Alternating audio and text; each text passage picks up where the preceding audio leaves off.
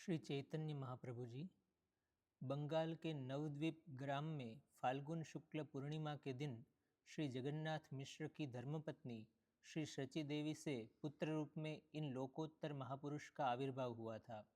माता पिता ने उस बालक का नाम निमाय रखा। निमाय इतने सुंदर और गोरे थे कि लोग उन्हें गौरंग कहते थे।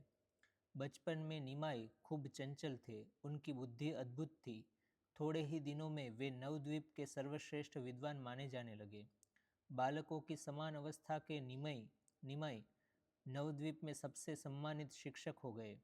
उनकी पाठशाला में दूर दूर से विद्यार्थी आने लगे।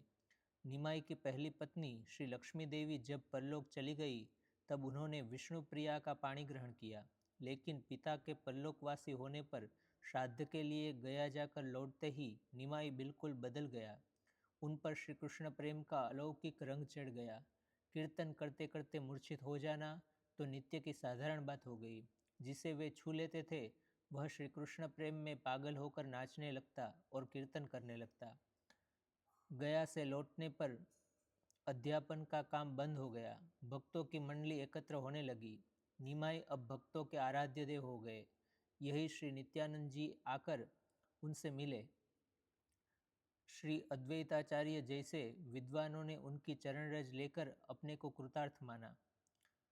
थोड़े दिनों बाद ही निमाई ने संन्यास लेने का निश्चय किया। एक दिन रात को ही तैर कर उन्होंने गंगा पार किया और कटवा जाकर उस 24 वर्ष की अवस्था में ही श्री केशव भारती से संन्यास की दीक्षा ले ली। इनका संन्यास का नाम हुआ श्री कृष्ण चैतन्य भारती। इसी से भक्त लोग उन्हें श्री चैतन्य महाप्रभु कहते हैं।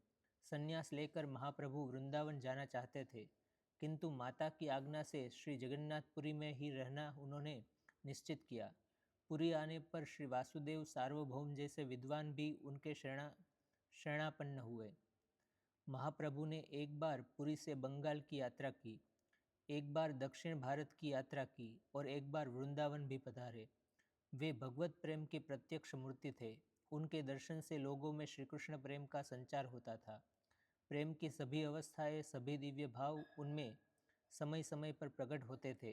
अंतिम वर्षों में तो वे श्री कृष्ण विरह के दिव्योन्माद में रात दिन डूबे रहते थे। इसी दशा में श्री जगन्नाथ जी की श्रीमूर्ति में वे लीन हो गए।